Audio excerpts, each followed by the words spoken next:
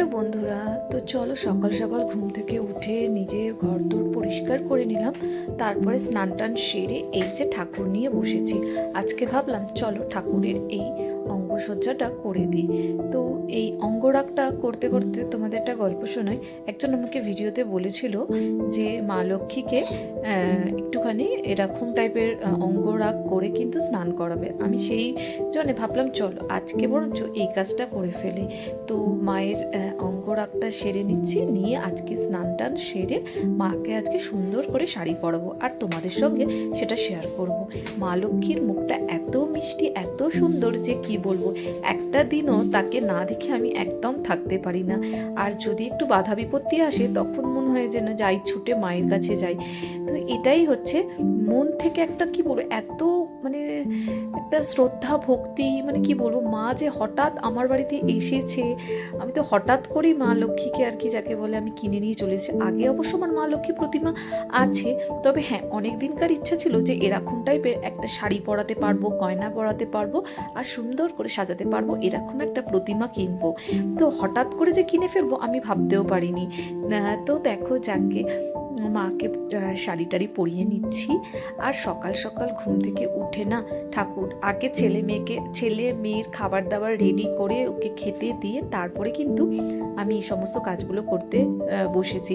এখন ছেলে একটু টুকটুক করে খেতে পারে নিজে থেকে, তো সেই জন্য এখন কি করি, একটু চামচ দিয়ে ওকে খাওয়াতে বসিয়ে দিই। বলি আধ ঘন্টা হোক 1 ঘন্টা হোক আস্তে আস্তে নিজে হাতে একটু করে খা, তাহলে আমি আস্তে আস্তে এই সমস্ত কাজগুলো সারতে পারি। তো হ্যাঁ ও একটু চেষ্টা করে, তো ওর চেষ্টার জন্যই আমি একটুখানি এই দিকের কাজগুলো সামলে নিতে পারি। তো ছেলে এখন খাচ্ছে, ওকে খাবার দিয়ে দিয়েছি। আর এদিকে আমি ফ্রেশ হয়ে স্নান টান সেরে ঠাকুরের কাজে লেগে পড়েছি।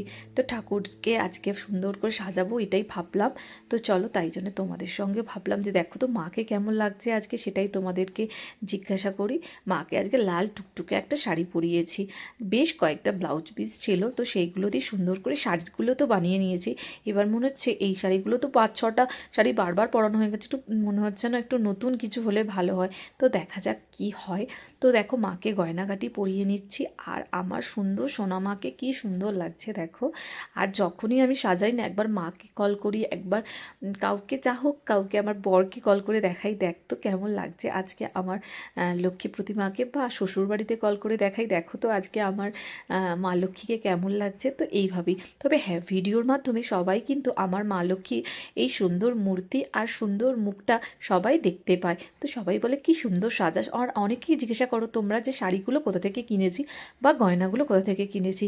হ্যাঁ শাড়িগুলো আমি নিজেই বানিয়েছি, শাড়ি ব্লাউজগুলো। আর গয়নাগুলো মিশো থেকে অর্ডার করে কিনে নিয়েছি। আরও বেশ কিছু গয়নাও আমি অর্ডার দিয়েছি, বেশ ভালো হয়। তোমরা চাইলে কিন্তু মিশো থেকে ট্রাই করতে পারো মা লক্ষ্মীর গয়নার জন্যে, বা তোমাদের যদি বাড়িতে রাধাকৃষ্ণ থাকে তারও জন্যে খুব ভালো আসছে দেখতে পাচ্ছি যে গয়নাগুলো। শাড়ি কখনো নিয়ে দেখিনি, তবে প্রয়োজন পড়লে নেবো, কিন্তু প্রয়োজন মনে হয় নেই এখনও পর্যন্ত আমার। তার কারণ হচ্ছে যে আমি নিজেই তো এইগুলো বানিয়ে নিচ্ছি, আর এই জন্যে। আর নিজে হাতে বানালে একটা অন্য ধরনের বেশ আনন্দও জাগে কিন্তু, তাই না? যেমন ছেলে মেয়ের জন্য না আমি মাঝে মাঝে ভাবি যে এটা বানিয়ে দেবো সেটা বানিয়ে দেবো, ঠিক সেই রকমভাবে।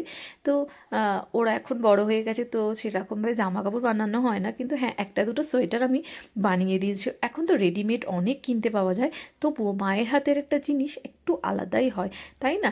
তো তাই যাই হোক, এই দেখে দেখো ঠাকুরের পুজো সেরে নিচ্ছি, ভক্তি ভরে পুজো করে নিলাম।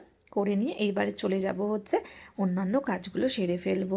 তো কেমন লাগছে আমার মা লক্ষ্মীকে, আর কেমন আমার গোপাল সোনাকে লাগছে, আর অন্যান্য ভগবানদের কেমন লাগছে অবশ্যই কিন্তু একটুখানি জানিও। আর গোপালের ভিডিও কিন্তু ঝটপট করে চলে আসতে শুরু করে দেবে তোমাদের।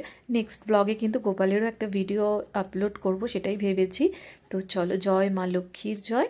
আর সবার সংসারে মঙ্গল হোক, সবাই সুখে শান্তিতে থাকো এই কামনাই করি মায়ের কাছে। সবাই ভালো থাকো, আর মা নিজেও যেন ভালো থাকে। মা নিজে ভালো থাকলে আমাদেরও ভালো রাখবে, তাই না? প্রতিটা বাড়িতেই তো এইরকমভাবেই আমরা থাকতে চাই, একটুখানি সুখে শান্তিতে আনন্দে, ব্যাস আর কি চাই।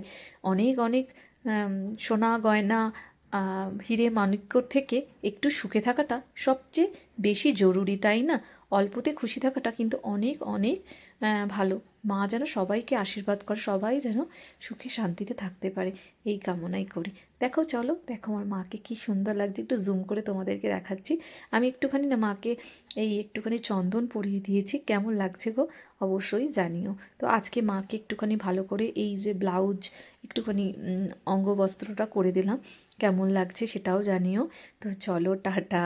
আর কি বলবো বলো, ঠাকুর সংসার এই নিয়েই তো আমাদের জীবন, মেয়েদের বলো আর যাই বলো না কেন, এভাবেই চলছে সংসার। তো এভাবেই চলুক, সবাই থাকো ভালো। দেখো, জয় ঠাকুরের জয়। এরপর কিন্তু ইতু পুজো আসছে, সেই ব্যবস্থাও একটু করতে হবে। চলো টাটা, ব্লগ কেমন লাগলো অবশ্যই জানিও।